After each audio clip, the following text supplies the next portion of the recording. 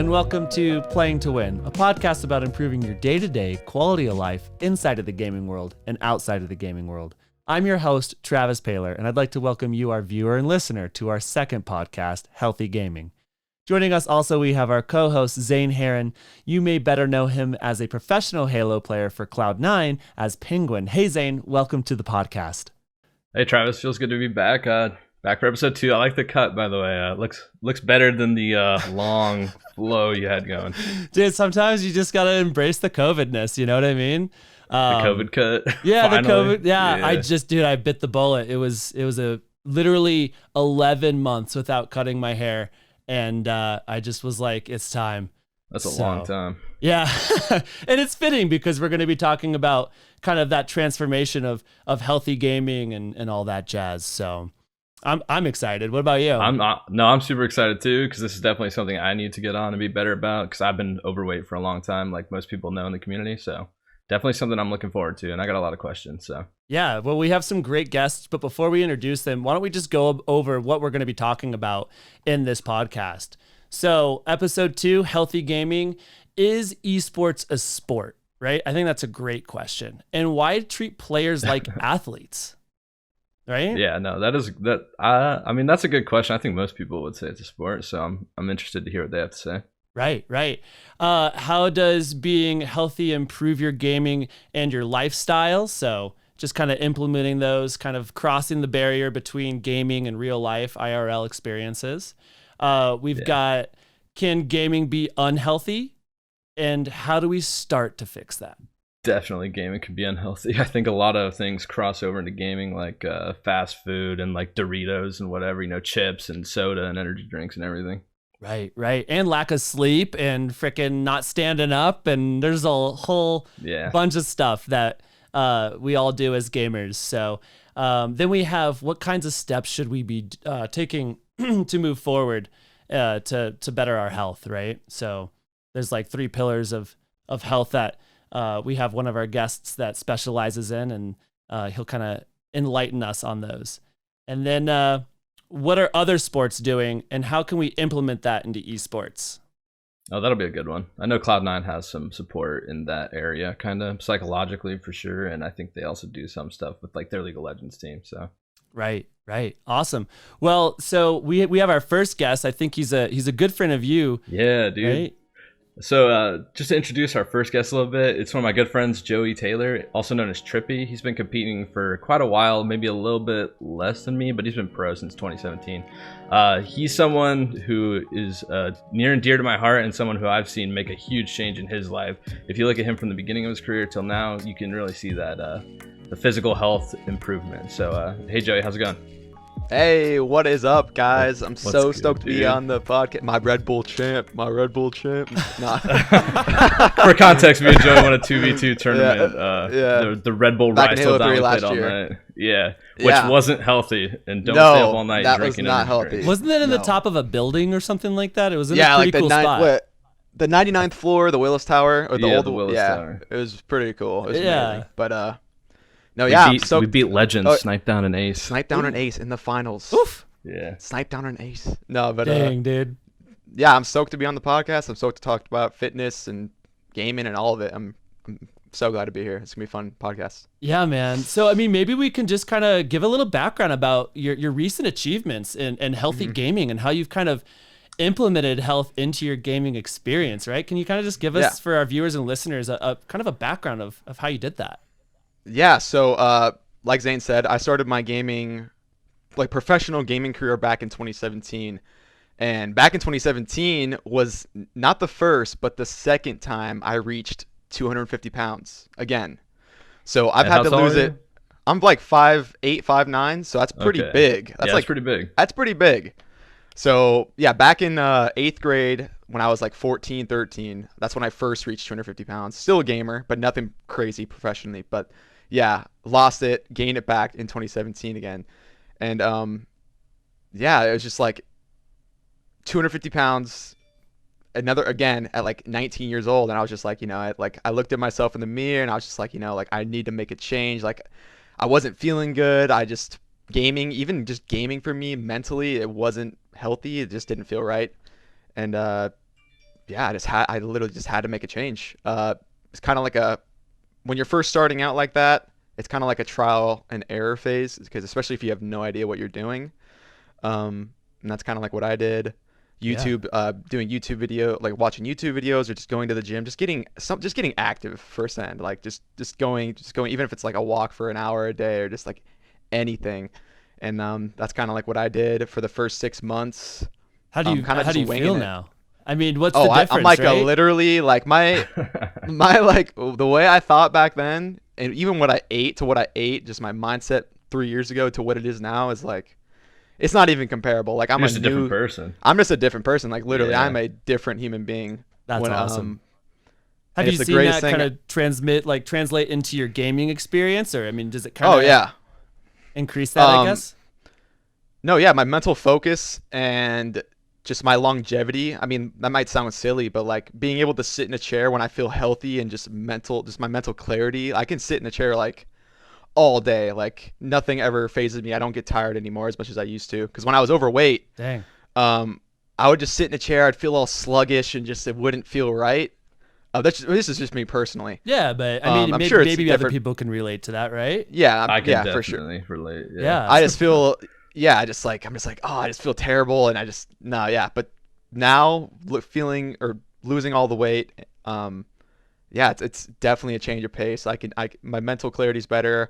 I feel like my gaming and just my individual performance as a player has gotten better too, as well, because it's just better practice, pretty much, for me losing all the weight. And again, with the mental clarity and just everything. So my practices have been better, and just my overall, I've been happier. Like, and when I'm happy and I'm having a good time, awesome. Like I just am like, it makes the practice better and more efficient. And we could say maybe mental health. For sure. No, okay. 100% mental health. Cool. It definitely has impacted my mental health. Oh, that's awesome. That's great. It's the greatest thing ever. That's so cool. So we're bringing in an expert here, right? The expert. Yeah, we're bringing in an expert. So the doc. Yeah. Well, without further ado, let's introduce the doctor.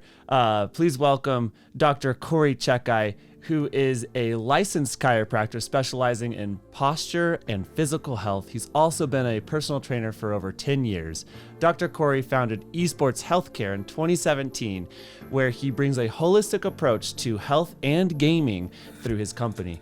Dr. Corey is a strong believer that esports needs a stronger integration with professional gaming and esports enthusiasts alike, with health and the balance of gaming. Hey, Corey, welcome, and thanks so much for joining us today. Thank you for having me. Appreciate it. It's great to be here to talk about what I'm trying to do. Yeah. Heck yeah, dude. Heck yeah. Yeah, so I mean, our episode is called Healthy Gaming, and maybe just a little background about what got you into health and how did you pivot into the esports realm? Yeah, so I was always playing sports and doing everything outside, and played everything I could when I was younger, and did play some video games, but in our household growing up, it was the rule that if it was nice outside, we couldn't be inside. So I didn't spend a whole lot of time playing video games in my youngest years, but in 2001, Xbox came out, Halo came out, and that was my first introduction to a big game and a game that I played frequently. So through high school and college, I was then playing video games a lot more frequently, and I ended up going to college for health and exercise science first. I had a big interest in exercise. I had a big interest in human anatomy and everything that goes on inside your body. Then in grad school, in college, I kind of felt that being a personal trainer alone might not have been the heaviest or the best choice for my career. I think I wanted to do a little bit more. So I ended up looking into some healthcare practices, and I found one that was in chiropractic, physical therapy, and occupational therapy. And I personally appreciated and really enjoyed the chiropractic end a little bit more. I felt like it was more versatile, where occupational therapy and physical therapy, as necessary as they are, it seemed a little bit more linear in terms of somebody got hurt and you're bringing them back to health. Where as a chiropractor, I can treat healthy people as a wellness care provider. I can do some nutritional counseling. I am actually in New Jersey recognized as a physician. So I can even look in your eyes with the otoscope. I can look in your ears and your mouth and your nose and do a full physical exam and take your blood pressure and all those things. And that's a little bit more exciting. I know physical therapists could certainly do the same thing, but in many states they don't have the authority to do so by the state license. Certain states have restrictions on diagnosis on certain things. So chiropractic felt like a better fit for what I wanted to do. Then when I was in grad school, especially in my last year, we were in clinic. I didn't have a whole lot of work to do anymore. It was just a lot of treating. So I spent a lot of my downtime playing video games. And that was actually the same year Halo 5 came out. So it was a big deal for all of us at the time. And I was playing a ton of that when the Warzone aspect of Halo 5 was still fun before they I loved Warzone when it launched. Before they changed all the weapons and all the rec levels and ruined it. So I haven't played Warzone in like 4 years, but the first year was so much fun. But at the time I was playing a few hours every night maybe, and on the weekend probably more like 4 or 5 hours per day. And for me, somebody who is not a professional gamer and doesn't do this for a living, that 3 to 5 hours took a toll on me. I was feeling aches and pains in my back and my neck. My hands hurt, my wrists and my forearms were aching. But I had the benefit of then going to clinic the very next day and getting treated 5 days a week if I wanted to. And I was able to experience the ailment and then get it treated immediately. So I never had something that lasted.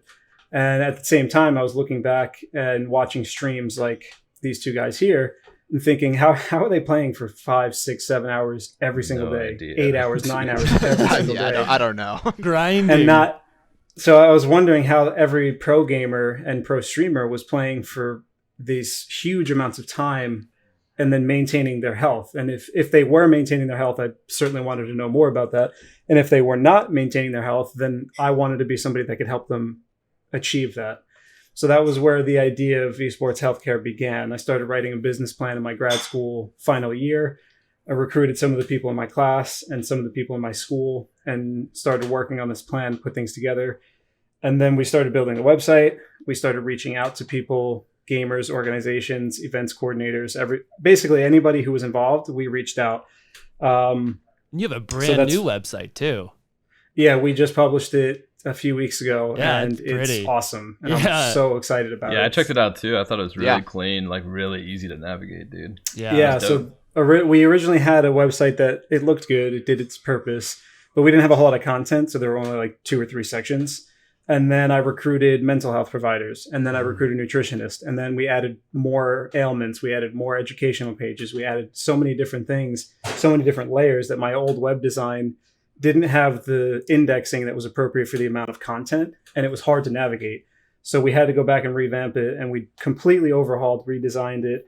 So now we have specific sections on mental health, on nutrition, on physical health, and then the physical health subset goes to eye health, hand and wrist, and we have an injury library, injuries and ailments. Currently 17, but we're still working on more, and we try to add more as frequently as we can. Right. But it's been fun, especially with COVID. It's been a kind of an advantage for us to be able to sit back and work on the content to build our website, to build our online presence. And now that things are starting to get close to events again, I know there's events that are starting to be discussed for coordination of scheduling. So we're reaching out to everybody and trying to get involved. And so hopefully when events start, we'll see everybody at every event. Yeah. No, that's awesome, cool, dude. That'd be awesome. Yeah. Yeah. So, I mean, so maybe we could dive into this one question. I'd like to hear it from everyone. Just a nice answer is esports a sport? And Dr. Corey, why don't you just lead us off? And is esports a sport, and why?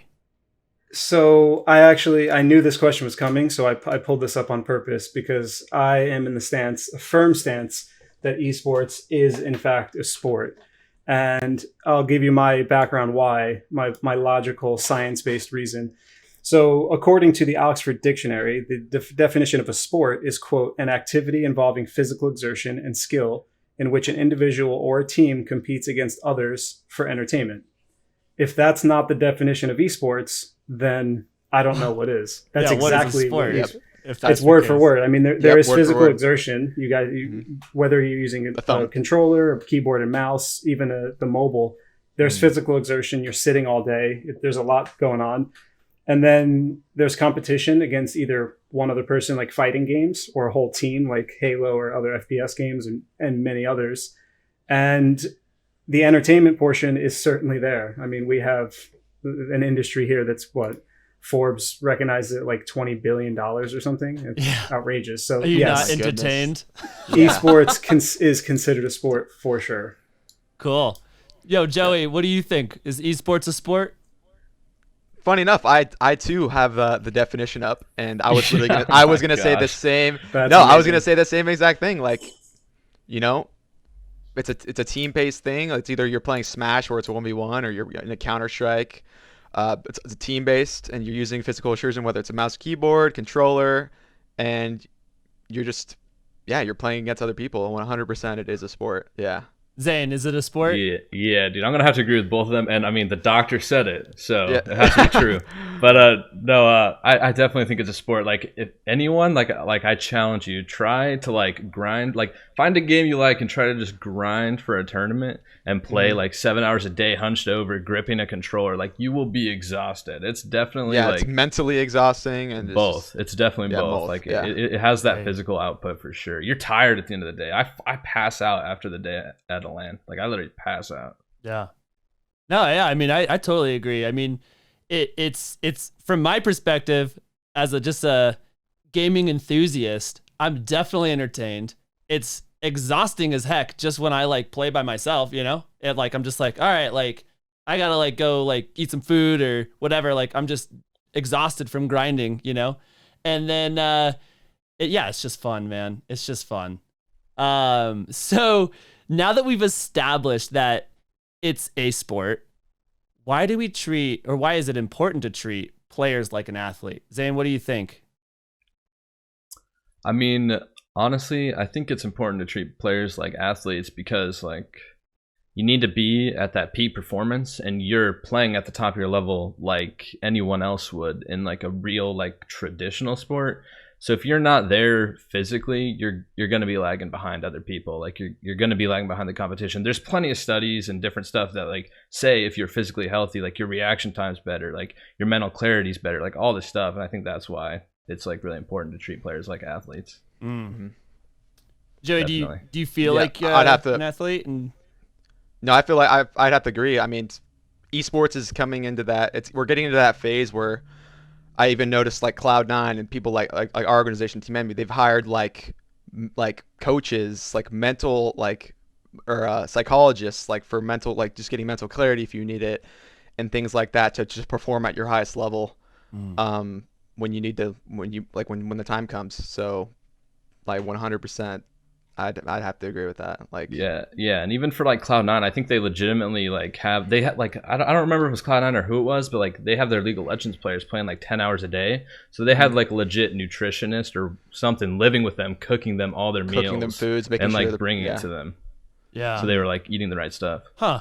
So Dr. Corey, why is it important to treat a player like an athlete?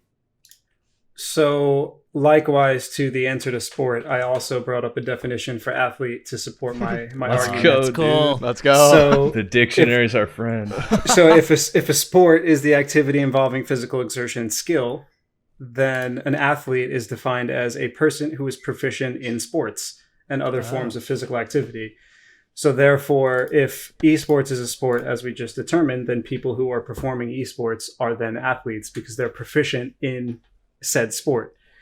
So in terms of the actual why it's important to acknowledge that is because what they had just previously said, there's a physical component, there's a very intense physical component. Even though people tend to laugh at that, they think it's funny to think, oh, video games aren't physical exertion, but it is.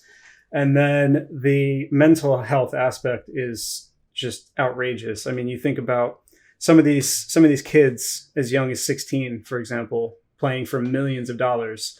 That level of pressure is unfathomable for most of us. I mean, for Joey and Zane, they probably are familiar with competing for that much money because they've been there. Yeah. But at the same time, it's a team sport for them. Where, for example, the Fortnite World Cup, when Booga won $3 million, he's a young kid. I can't imagine the physical stress and the emotional stress that went along with that.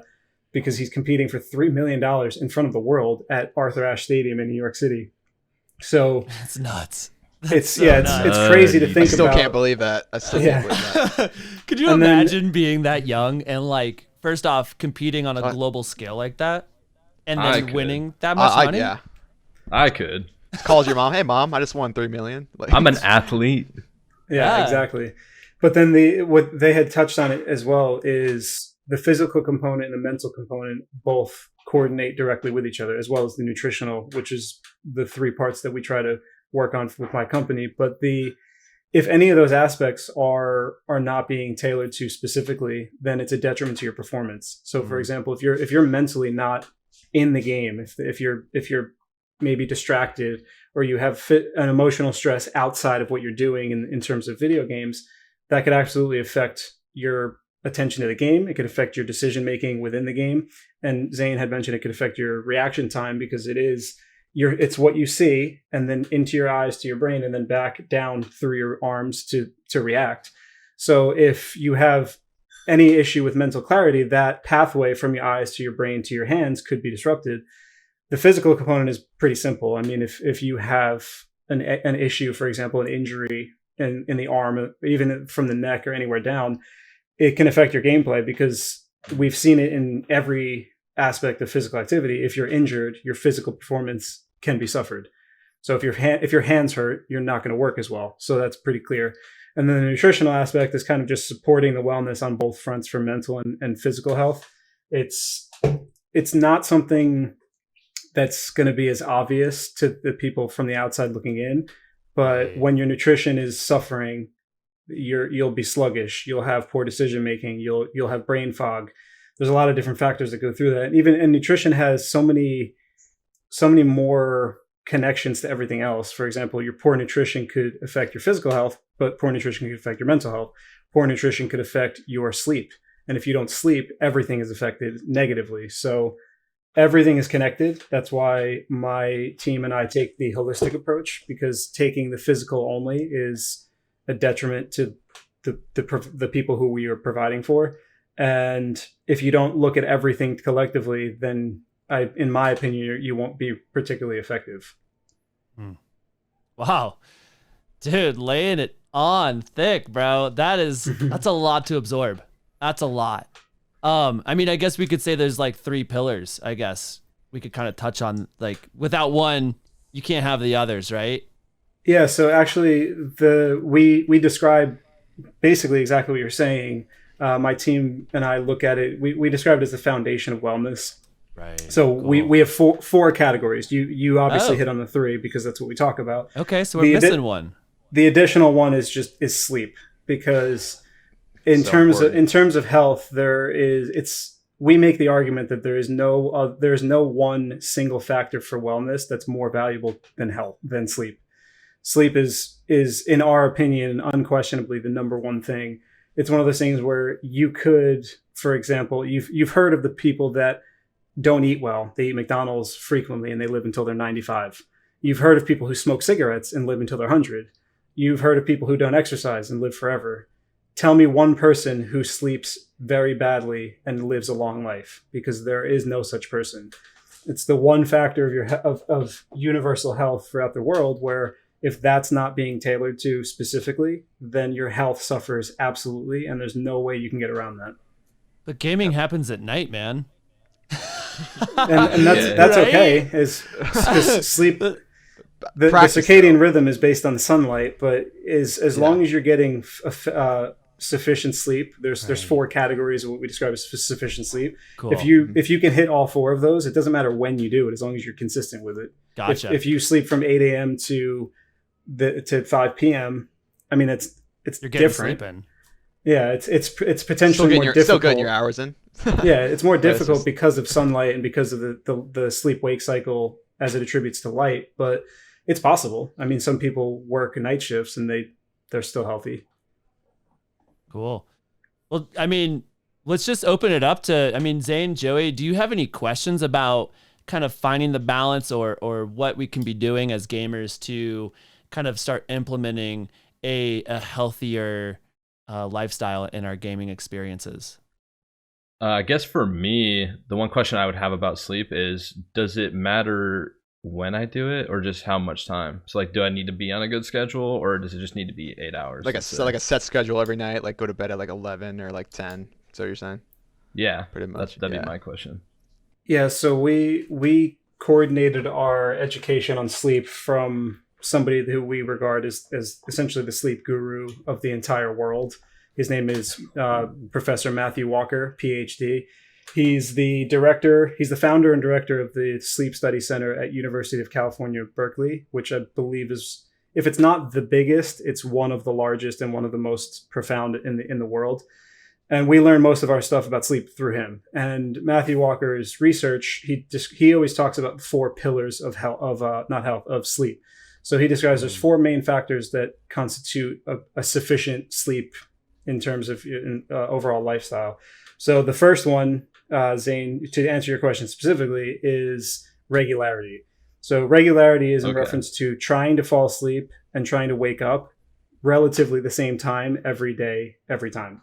So for example, if I'm a 9 or 10 p.m. sleeper to 6 a.m., that's 8 hours. And if I do 10:30 to 6:30, that's fine. If I do 9:30 to 5:30, that's fine. Relatively similar time frames is what you aim for. The trouble is when things start to get jumbled. And let's say I was 10 p.m. to 6 a.m. tonight. Tomorrow was midnight to 8. The next day was 1 a.m. to 9. I'm still getting 8 hours every time, which in terms of the duration is appropriate, but the regularity is affecting everything physiologically, in mental health and physically.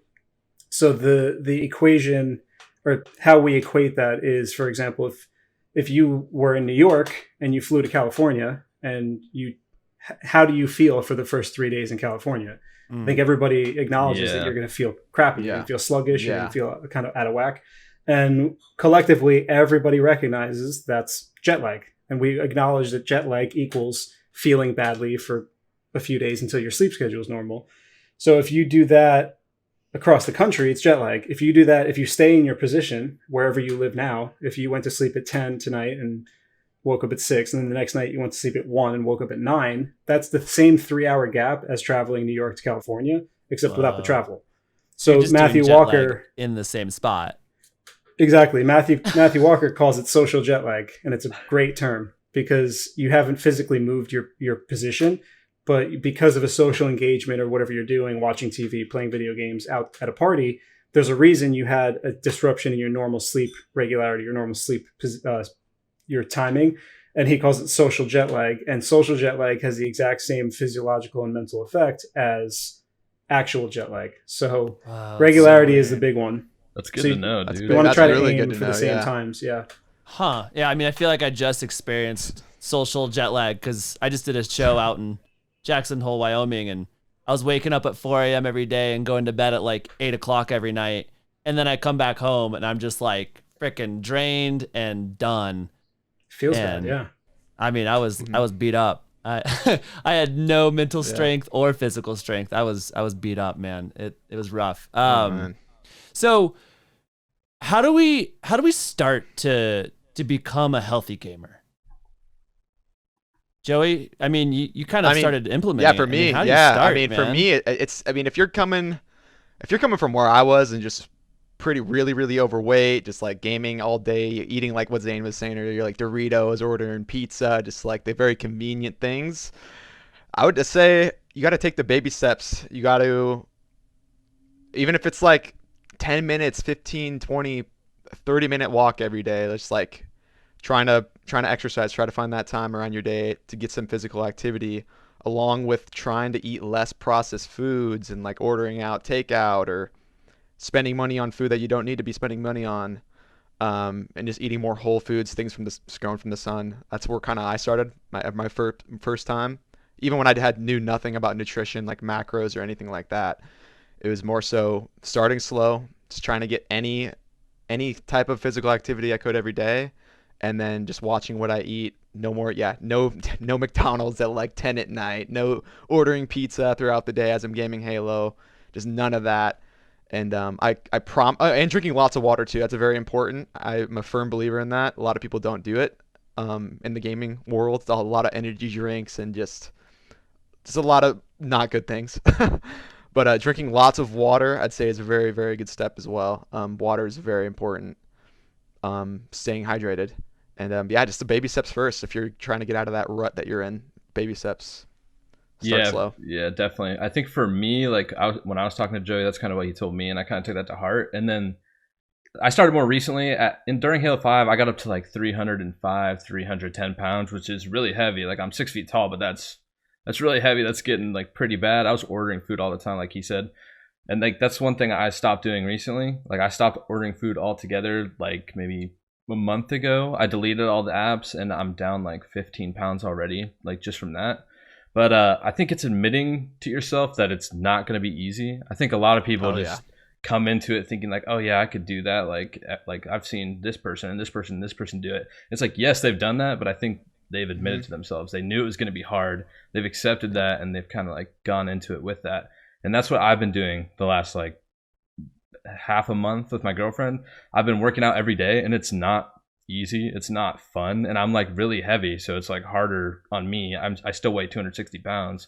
So it's like harder on my, like, it's hard for me. Like, you know, I have to put that energy in and just really try, like, you know, so I think it takes major discipline. It's a very hard. Yeah. It's very major hard. Discipline. You just can't just edit your character in the game, right? No, you can't. You can't take a health potion. You can't take a lose weight potion. It's just No, it's the real life. It's the ugly MMO grind. You just have to do it to gain your levels. You know, like you can't just edit your character to be level 100. Like you have to put the time in. Dang, man, I was kind of hoping for Dr. Corey to give us that life hack, we could say, right? Yeah. Unfortunately, what they said is exactly right, that the pathway to a healthier life is not always easy. And I think they both made exceptional points in terms of the steps you should take. So for somebody who is out of shape or unwell in some fashion, the most important thing is what Zane said, is first to be able to identify it, because they call it I think it's like the hierarchy of needs or the pathway to change, or the hierarchy of change. I forget exactly what it is, but it's described as one of them is like resistance, is I'm not changing. I am the way I am. That is. And then there's one that's like pre-contemplation, and then there's contemplation, and then there's coordination, and then action, and then it takes hold. It's something along the line. I haven't studied that in many years, so psychology people, forgive me for butchering. my girlfriend's like freaking out right now. Yeah. Like, oh my gosh. I have some of them right, but forgive me for not presenting it appropriately. Yeah, funny enough, I know exactly what you're talking about too. Yeah, so the most important thing is to identify the need for change, and once you do that, then acknowledging then also that it's not an easy task. It's not something that I'm going to decide to be healthy today and tomorrow I will be healthy. Unfortunately, it's not like that. And what Joey said, I think, was so valuable too, was make the little changes. Choose one thing at a time. I know, for example, the studio that I rent at, or the gym that I rent my office out of, the owner he's been bodybuilding for probably 30 years, 40 years. And one of his descriptions of changing somebody's health habits, he describes it as turning a ship, not turning a race car. So the example of like drifting in a car, you can make a hairpin turn and turn around and go back where you came from. If you think about turning a gigantic cruise ship, you're not turning around that easily. Yeah, so turning a ship versus turning a race car. Yeah, you'll turn it around, buddy. You'll get it there. He explains that you try to eliminate the most harmful habit first. So when looking at somebody's diet, you maybe eliminate fried food first. Continue what you do normally, but take out the fried food. Take out the soda, the simple things. Then for exercise, if you don't exercise, then like Joey said, maybe 10 minutes, get out and walk, do something. And as you get more comfortable with those little changes, then you take the next step and make another change. So it was fried food the first 2 weeks. Now it's fried food and soda. Now it's fried food, soda, and takeout.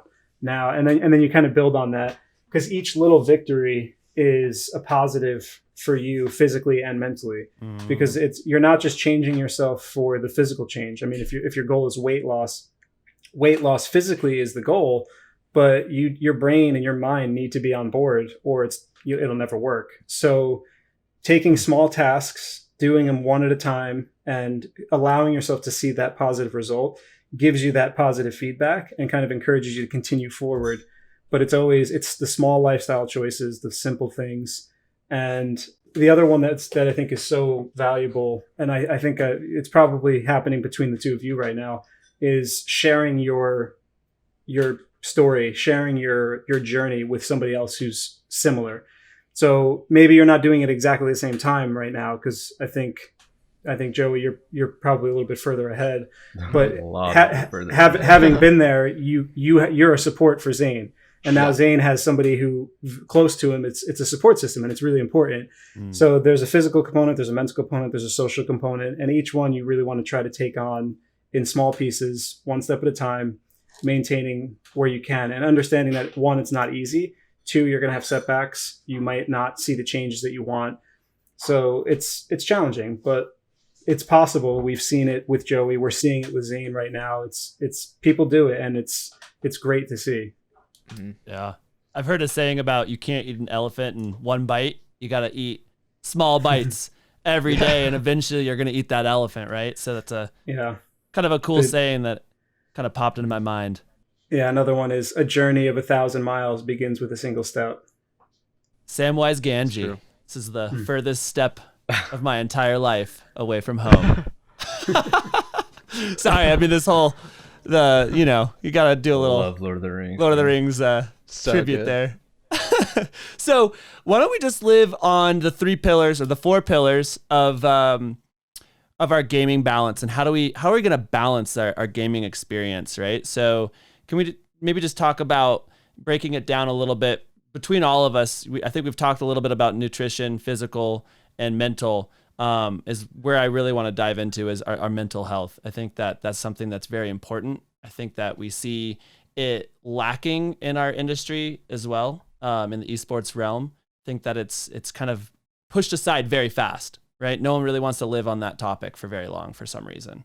But yeah, if we wouldn't mind just talking about the 4 pillars, but I'd love to live a little bit longer on just mental health. If we can kind of just talk a little bit about that as a gamer and yeah, I mean, I would love to start because I'm still kind of in the middle of the mental health battle, I guess you could say. But for me, like, it all goes hand in hand. But like, I'm an emotional eater, so I think what Dr. Corey was saying, like having someone that you can go to that's like a support really helps me. So when I'm feeling down or bad, like I do just want to eat, but having like my girlfriend or Joey, and like I just like kind of tell them like, I'm going through this, and like it sucks, and they're like there with me, like it makes it a whole lot easier not to like just grab that bag of chips and go to town or whatever and just like forget about everything for 10 minutes. But I know more overarching for mental health, like it can be a big struggle for a lot of people depending on what their situation is, even outside of esports. Like I know for some people, like their parents don't even believe in it, so it's like impossible for them to even like pursue seeking help, and that could be really hard. And I think for them and others, like it's just knowing that it's okay to have those mental health issues.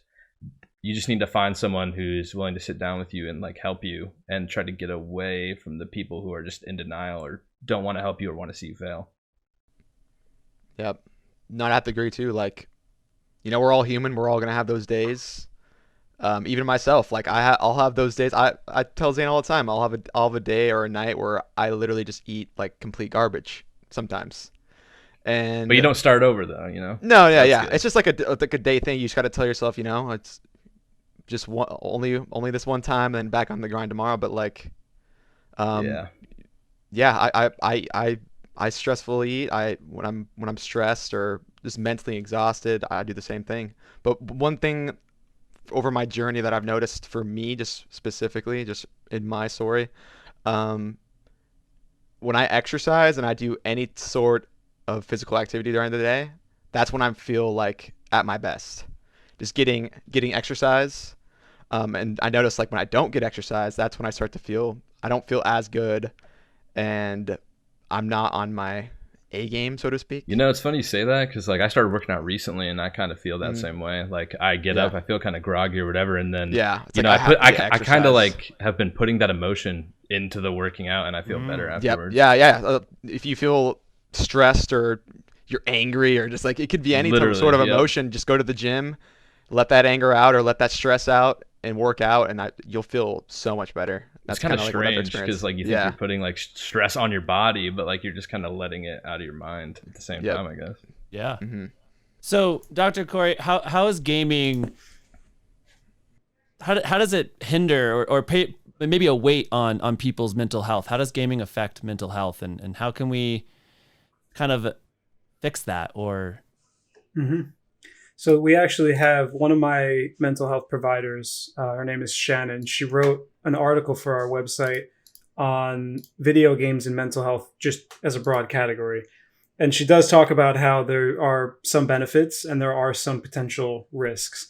So I'm opening the page real quick. So the biggest issues of playing video games is one of them is how you can kind of ignore the real world and how easy that is to do. So for example, you're playing, and that's actually, it's two sides of the same coin. So for example, having an escape away from the real world could be a really good thing for somebody, but escaping it for too long for the wrong reasons could be really bad, and equally as far on either side of the spectrum. So for example, it's COVID and unemployment and lack of money and all these horrible things that are happening in the world right now. Video games could be your escape to do something positive, to perform with your teammates and your friends and enjoy it. And that's fantastic. But at the same time, if you're choosing to go to those video games to then ignore your real life stressors and your real life problems, it could potentially be a really big problem that you're adding on to it. So it's come up a bunch of times, and it's not something that seems to be particularly common, but the video game addiction, I think everybody's heard, and I know like the World Health Organization talked about it and it became this big to do. But I don't know if video game addiction is nearly as common as the public media wants to make it seem. It's kind of the same sense where it was like, oh, those violent video games are making kids violent. And that's not actually how that works. I mean, it's a video game and everybody kind of recognized that. But anyway, playing video games is certainly potentially dangerous. There is a lot of risk. I mean, you could, for example, as they just spoke about, you can end up getting into bad habits with lack of nutrition, lack of sleep, lack of physical activity, and all those things are going to harm your physical body. But at the same time, all three of those things will also harm your mental health, your mind. And it's working to find that balance. And one of the things I think is so important that they spoke about is that physical activity really does change a lot. I know I heard or read recently that the American Psychiatric Association now mandates for any mental health diagnosis that's given out, there has to be a recommendation for physical activity or exercise along with the prescription of whatever they're doing.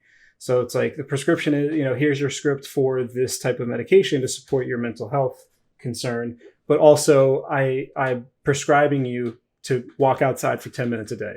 I'm prescribing you to do whatever it is. And it doesn't have to be anything aggressive. It doesn't have to be resistance training. We're not asking everybody to become a bodybuilder. We're not asking everybody to become a marathon runner, but it doesn't even have to be weight training. It could just be walking your dog. It could be just getting outside in the sun and just kind of walking around the yard. Anything, even like something simple like gardening is considered physical activity. And I think a lot of people get anxious and nervous when they hear exercise because they immediately picture a gym, and then they get intimidated by the idea of these like big meathead men lifting weights and like spying on you while you're not understanding how to do it. Checking your form, just checking you're doing it right. Like, but so for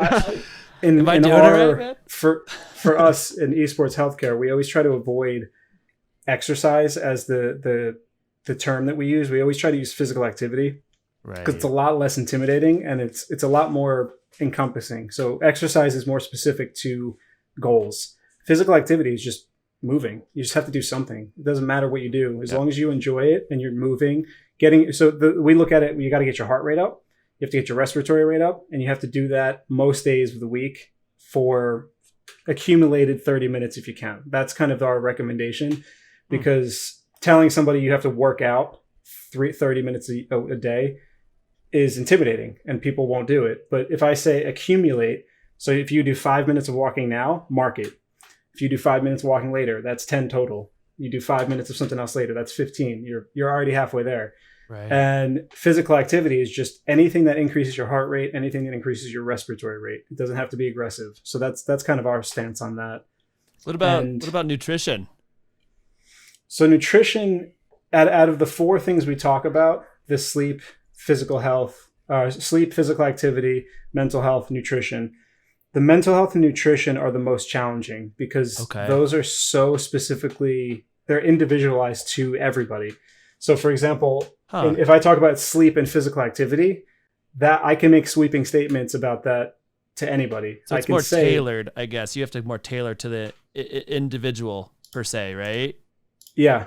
Okay. So the mental health and the nutrition is too specific to be able to just make sweeping statements like everybody should eat this, because not everybody can eat that. You might be allergic to it. No one can afford, not everyone can afford certain things. Maybe as well. you don't have access to it, different regions of the world, different levels of economy, maybe you can't pay for it, stuff like that.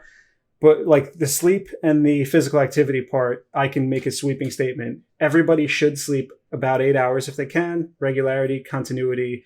The other 2 are quality and quantity, which we could talk about later if you want. And for physical activity, it's do something. Be physically active. Heart rate up, respiratory rate up, 30 minutes a day. Try to do it most days of the week. I can make those statements to everybody, and it fits. I can't make a sweeping statement about nutrition, and I can't make a sweeping statement about mental health. Everybody's different, and everybody's differences can be so vast that it's impossible to make those kind of major claims. What I can tell you is, generally speaking, nutrition, you should try to eat things that are as close to nature as possible. So for example, right out of the ground would be the healthiest. If you clean it first, and don't rip out a carrot from the ground and just eat it, because maybe it's dirty, but kind of get the idea that the further that it's processed, the more unhealthy it is generally. Mm-hmm. So your whole grains are better than your processed grains. Your whole wheat bread, your whole grain bread is better than white bread. And real fruits and vegetables are better than the juices or the smoothies and so on. And organic and those kinds of natural foods are always going to be better choices than the processed. So that's kind of the generic sweeping statement that I can make. But beyond that, it becomes a little bit too individualized that it's hard to make specific recommendations per person. Yeah, no, I love that. I think that's really insightful. And you offer something like that on your website, correct? That you can, if you want to dive a little bit more, deeper into that topic or get something more specific to who you are. Do you offer something like that for someone, or is there other places that people can go to kind of seek help in those regions? Or yeah, so actually for each section, physical health, mental health, nutrition, we do have, if you go on our website and click the subheading or the category from the top, at the bottom of each of those pages is a telehealth request form. So you can click and submit a form to us to either get a nutrition service, a mental health service, or a physical health help in some fashion. And we do our best to accommodate whatever time and thing you need, but then we'll set you up with one of our providers. If it's mental health, we have 3 different mental health providers that are available to get on call with you and then potentially counsel and create a doctor-patient type relationship. We have a nutritionist who's a doctor of naturopathic medicine. So I'm biased, but I'll tell you confidently that there's nobody better in nutrition than our nutritionist, Jessica Hardy. She is the best, and that's why we got her. So awesome. If you ever need nutrition help, bring the questions, because she's awesome. And then physical health, I have myself and then 2 other chiropractors, Jordan and Dan are my 2 guys. So we have availability to give you any service that you're looking for, at least in those 3 realms. Yeah, dude, you guys have everything. Dude, fun fact. My first ever chiropractor session was with Mr. Dr. Corey at Atlantic City. First one. No way. That's awesome. Oh, that's sweet. Yeah, it was my first one. What year was that? That's when I met him. That was 2019. Yeah. Yeah, 2019. Wait, was that the Halo 3 event? Yeah, that's when we were teaming. Yeah. Did I meet you? You didn't, and I was upset because I was looking. I was excited to meet the pros that everybody is familiar with. So I wanted to meet you guys. I wanted to meet Snipe Down and Frosty and the guys from Tox at the time. I wanted to meet John, Renegade, and Shotzi. And I got a chance to meet a bunch of you, but it's nice to meet you face to face right now, Zane. Yeah, I was just curious how you met Joey, but you didn't meet me. That's so crazy. I just went over and we had a chat, and he cracked my back, and I just felt like a new man. I was like, oh man. Yeah, lit him up. So, I just wanted to touch on that. Everything that Corey just said really hit home, dude. Like all of that stuff, like the mental health stuff, the nutrition stuff. Yep. Even right now, I'm dealing with the nutrition stuff. Like me and Lydia are trying to be healthier, my girlfriend, and she obviously has to eat different amounts than me. But like everything I eat, she like hates eating. So like I'm weird. I could eat chicken breast every day for like the next million years. Like I love like unsweetened iced tea, like all that stuff. Like so it's just kind of funny. Like it definitely is individualized. Yep. Is eating healthy food boring? Dude, no, it's not. It's not. I mean, a lot of people too. They call it like when people will come into my chat and ask for advice and stuff, a lot of people say like, oh, yo, what diet are you on? Or what diet is diet this, diet that? And I'll tell you right now, you cannot call it a diet. You got to call it a lifestyle if you want to stick to it. Because that was my first mistake when I first lost my weight. I called it a diet. And when I lost all the weight, I was just happy with how it was. And then I went straight back to what I was doing before because I wasn't continuous thing. Yeah, it wasn't yeah. We call that one a yo-yo diet. Yeah. Mm-hmm. Yeah. Been there. Up and then down, gained up and all down. the weight back. Just gained all of it back. So yeah, it's tough. Yeah. Definitely. You got to make it a lifestyle. You got to have fun with the food that you're making. It's got to be, make it fun. Make it something that you want to make every day and that you're excited to eat as best as you can. I think everybody has at least one thing that's healthy that they like that they could start eating every day. 100%. I think another one. I've noticed this a lot with the people that I've treated and some of the nutrition clients that we've had through Esports Healthcare. So many people, I think, are afraid of dietary fat. They think that eating a dietary fat will then cause physical fat on their body. But dietary fat is just a macronutrient, and it's called fat. But really what it is another name you can use is oil. And then another name how it translates in your body, you can call them lipids. So, I mean, if you use different terms, it doesn't sound as scary. But the idea that eating fat makes you fat is only true if you eat too much of it. And that's true with everything. True. I mean, if you only ate carbohydrate and you ate a huge amount of it, you'll get fat. If you only ate protein and you ate huge amounts of it, you'll gain weight and you'll also have kidney failure, which is bad too. So the dietary fat, there are bad forms of it. For example, trans fat, you should just never eat ever. And that's plain and simple. Saturated fat, generally you want to modify and keep that to a certain point or lower. You need a certain amount of saturated fat to support hormone activity, but you don't want to overdo that because that's the one that potentially could be harmful. But monounsaturated fat is generally regarded as healthy fat. And I know there's so many people who argue that term like, oh, healthy fat. And they try to give you some argument that if you eat too much of it, you'll gain weight. And it's like, okay, yeah, then if that's your argument, then every food is unhealthy because if you eat too much of it, you'll gain weight. And that's just how that works.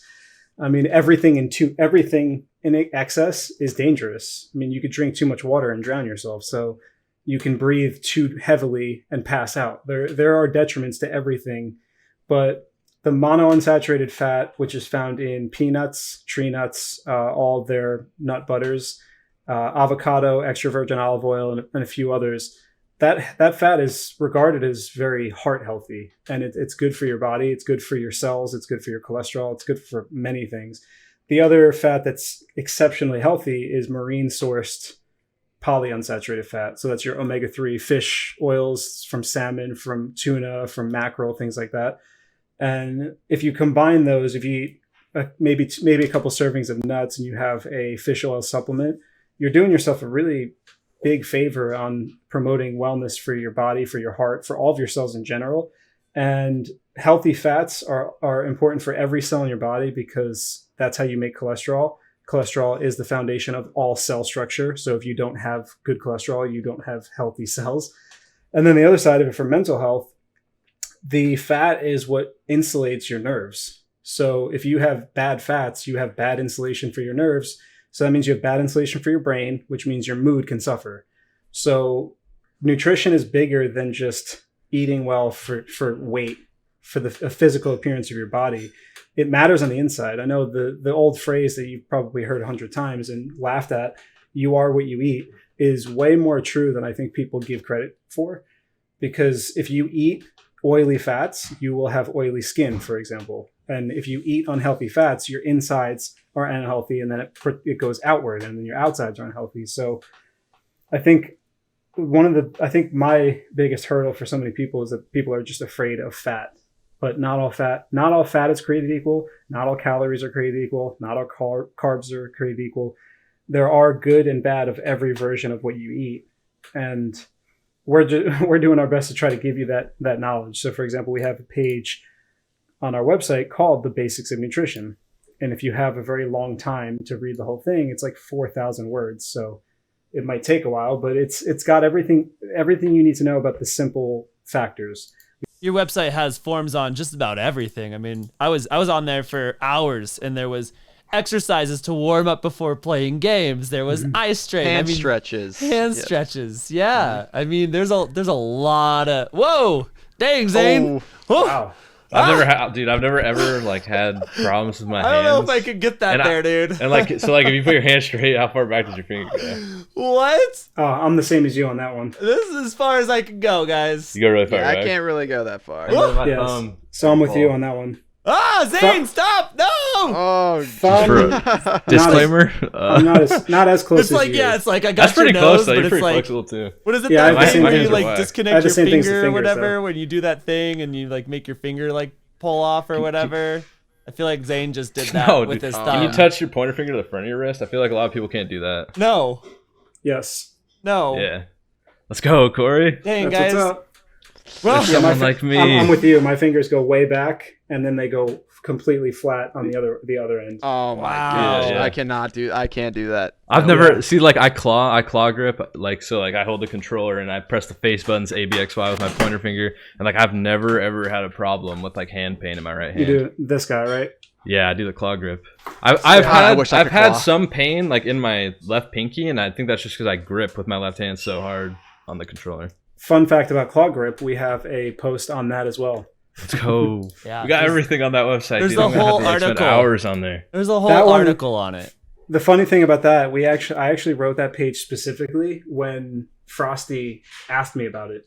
He was like, "Hey, dude, can you tell me a little bit about claw grip? Is it dangerous? Should I not do it? Is there a better way to do it? Is there something I can do?" So I was like, "Tell you what, man, I'm gonna write a post on it. I'll get it to you in 3 days or whatever I said." And then I wrote it up within the next few days. Yeah. And I wrote it because he asked, but it ended up it's such a valuable thing to write. It wasn't for him; it was for the community, but his idea. So thank you, Brad, for that. Yeah. So a lot of people claw too. You guys should check that out. Yeah. So I got a question. I think we've established that video gaming can be healthy, and I think we've also talked about starting to fix that and kind of generalizing that whole path forward. But what are some myths that are like some myths about gaming or social stigmas about things that are not true that people believe? I mean, I know from like just being a 90s kid, my parents were like, gaming's so bad for you, blah, blah, blah, blah, blah. And I was like, whatever, guys, let me do me. And I'm totally fine now. But, spoiler alert, turned out okay. But I think that there's a lot of myths out there. And like, what are the myths out there?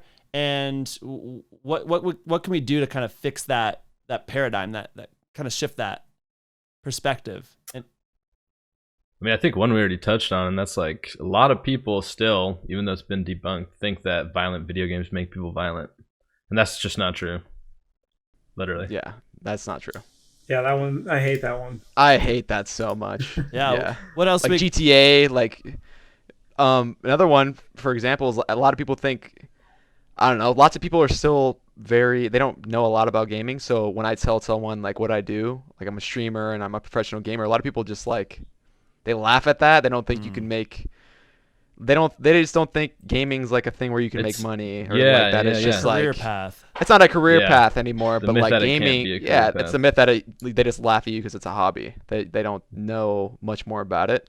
Right. It's a huge industry, like Dr. Corey said. Yeah, it's huge. It's only getting bigger too. I feel like it's by the year, it's only getting bigger. Well, with COVID, I mean, Forbes just came out that 73% gaming is increased by that margin. That's crazy. That doesn't surprise me. So, like, yeah, it was already huge. That doesn't surprise me. That's nuts. Look at Xbox controllers were off the shelves for so long when COVID hit, dude. Right. Every time I ever like looked on Amazon or went to the store, there just was no Xbox controllers because people bought them to game.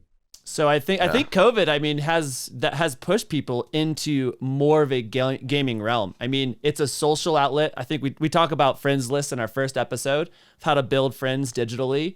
So it's a social outlet. It's an escape, like Dr. Corey talked about, and it's also just a way to kill time. I mean, let's be real about it, right? I mean, being isolated and forced quarantine, you're like, well, crap. What else am I gonna do? Well, let's turn on the Xbox and let's grind with the homies, right? Get on, Joe. Yeah, text me, Zane. Text Zane. It's time, brother. That's what like me and Joe have been doing. I know we talked about this in our last episode. We've literally been hanging out on Discord all the time, just like gaming, whatever, Yeah. It's hard to see people. Yeah, it's hard to see people. You can't go out. You can't do anything. So. Yeah. So, I mean, Dr. Corey, any kind of myths or things that you'd like to kind of like clarify or shift or? I think just the idea that everybody automatically thinks gamer and they think of that stereotype. I think there was a media outlet that put out like the future gamer and what they would look like. And it was this like horrifying clay figure with the big buggy the eyes. Lump on the back of his head. I saw that. Wait, yeah. I think I saw that. Was it like some overweight guy or something? Yeah, he had a but, gross like kind of. Yeah, like his arms were super skinny and his shoulders were. It's the World of Warcraft guy, low-key. the posture is like so bad. and I think the media outlet that did that because that's still what people think, and it's unfortunate because clickbait. That's not how that works.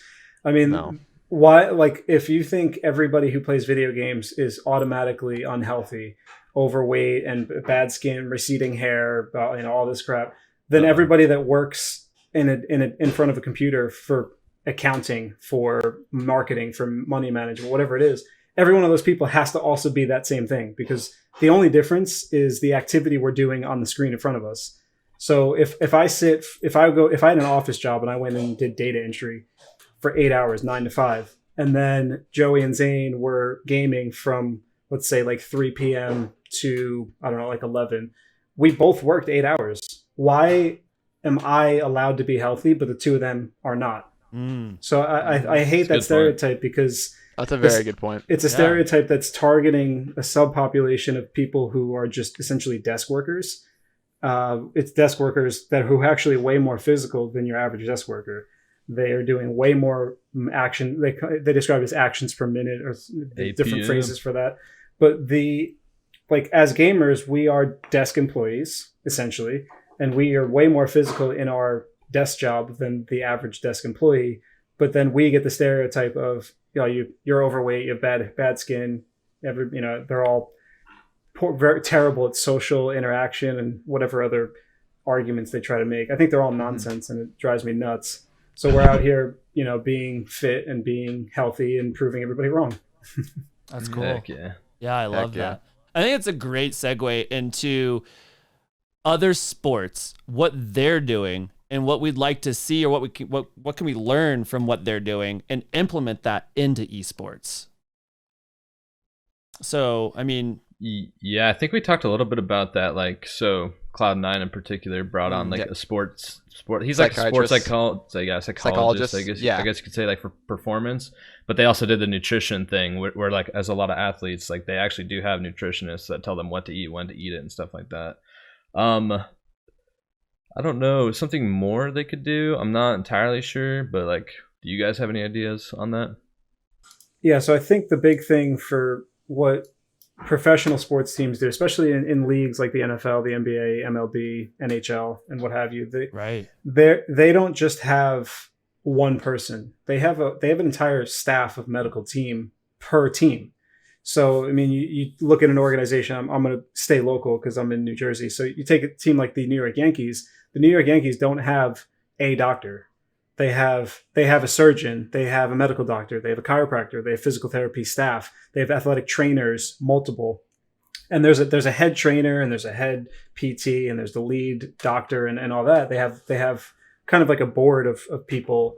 But they have everything. And that's kind of what my team and I are trying to imitate, is that it's not, you can't do, I can't do it all alone. I'm not going to sit here and pretend that the website that you guys that you guys read through and we're sharing together is my work. I mean, I coordinated, I'm the top of the chain working down, but my team put that together. I have an SEO and web designer who made it look that way. I have 2 other chiropractors who provided a lot of physical health, one of which Dan is our research lead. If you look through the educational posts we have, all the articles, at the bottom, there's a section on references, and there are legitimate research references that we used to form all these pages. And most of those research articles are found and kind of skimmed through first by Dan. And then he submits them to us, and then we work on coordinating, and the 3 of us or 4 or 5 of us, whoever's writing, work on that. So you can see for just in our little circle that a one-person approach is impossible. And no one person can do everything. And I think team approach of the professional leagues, NBA, MLB, NHL, and all that, they do it right. They have your doctor, they have your chiropractor, they have your PT, they have and they have the mental health staff. And I think the esports organizations need to do that too. And it's something, one of these, we try to pitch to people all the time. And I cold email every organization, every tournament organizer, everybody that I can get in contact with. I send them emails and nobody replies, because we're in a situation where the NFL was, I want to say 40, 50 years ago. If you think about the NFL back in maybe the 70s, I use this story a lot. So if you've ever heard this before, I apologize. But in the 60s, 70s range, when the NFL was around, it was a tough guy sport, right? It was, yeah, you broke your leg, but who cares? Get out there and play. I don't care that you're injured. Get out there and play. One of the big injuries that kept happening, unfortunately, were concussions. And unlike some of the other injuries, concussions are outrageously dangerous. I mean, if you break your arm, if you get it set, you're going to be okay. But if you get a concussion and you don't take care of that appropriately, it could kill you, simply. And so in the 70s, in the 80s probably as well, people got concussions, but the NFL was just like, tough guys, get out there and play. You're getting paid. You're in a real contract. Get out there. And then in the 2010s, give or take, you started getting these former professional athletes getting chronic traumatic encephalitis, and some of them died, unfortunately. And families and former athletes sued the NFL for the lack of attention to the ailment. And now, if you look at it, the NFL is one of the leading researchers in the world for helmet studies, for head protection, and for concussion research. Esports is in the same position right now. We have an outrageously large population of people competing in video games, and organizations, team organizations, tournament organizers, sponsors, everybody who's kind of like in charge, from the top down, they don't care about the gamer's health. And if they say otherwise, I don't believe them, because none of the teams that I've seen have full staff. And if you make the argument that, oh, well, it's too expensive, then maybe you shouldn't be an organization, because you have a certain level of things that you need to provide your employees, essentially. And I know some of them make the argument, well, other companies provide their health insurance, and then it's the person's job to get healthcare. And that's also that's blaming somebody else, and that's inappropriate. But my look at it is we all have kind of this, we all want to be gamers. We all want to succeed and have fun, but you can't succeed and play well if you're not healthy. And it's an unfortunate situation, because from the top down, these organizations and team owners, if you're an 18-year-old player and you're the best in the world, you give me 3 or 4 years and now you're too injured to play, I hire the next 18-year-old kid. I don't care about you. You're 22. Get out of here. We got a new 18-year-old kid who's better than you and healthier than you. We'll wear him out for 4 years and we'll get the next guy, because there's always going to be somebody who's that good, who's younger than you. And that's the way of the world right now, because the access to video games is so much easier than it is for traditional sports. I mean, you can't just join a football team. You have to be in an area where you can do that. And inner cities with lower income don't always have the opportunity to play on a football team, to play on a basketball team. And not to say that it's so easy to buy a gaming PC or an Xbox. I know that there's an economic floor for that too, but I think the ease of access is there because it's just everybody at home. It's possible. And now you have thousands of millions of people that are good at video games. So you get hurt, who's next? Right. There's plenty of other people who's ready to take your spot. So why care about their health when you could just recruit the next guy? Yeah, well, so we've got kids growing up watching people gaming, right? So that's what they see. That's what they're kind of, you ask a kid in elementary school right now, what do you want to be when you grow up? And they go, I want to be a professional gamer or a streamer. I mean, that's a lot of what kiddos are saying nowadays. So there is kind of that dharmatic, that duty that people need to do for people that they're bringing in. I mean, I've worked a lot in extreme sports and things from the Olympics to X Games and NFL with ESPN, and so I've seen a lot of things behind the scenes of being a top tier athlete and how they are treated, and I think implementing that into esports is a great first step. Because like you said, I mean, they're grinding, bro. I mean, right, Zane, Joey, you guys are putting in time, energy, effort. You're putting in brain cells and all that jazz. Crazy, When Halo 5 dropped, I got home from school. I played from like 4 p.m. to 1 a.m. every day. The amount of time you need to put in to be at to play the best of the best, it takes time. It's a lot of hours. Yeah, to be pro, right? And I mean, also there's things that you also have to maintain and balance, Joey. Like, I mean, I think Zane, we were talking before the show about you being in college and gaming and that. Oh yeah, 100%. College classes. Me and Tommy, me and my teammate now, but back in 2018, we both were in college, enrolled like 3-4 classes, and playing like 5-6 hours a day, but then also having to do homework. And still, this was at the time when I was starting to lose weight, so going to the gym, trying to eat healthy. So it's a full schedule. It's a full schedule, yeah. Which a lot of kids nowadays do. Like a lot of kids are just like in Fortnite. A lot of kids are younger, so they're finishing school and then grinding when they get home.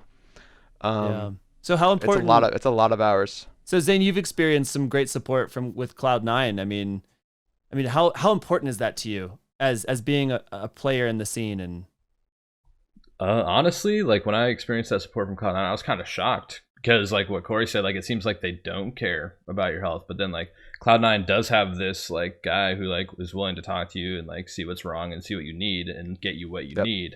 And then they also have the nutritionist thing going on as well. So I was actually really surprised because I had never ever had that before, and like I did not expect it whatsoever.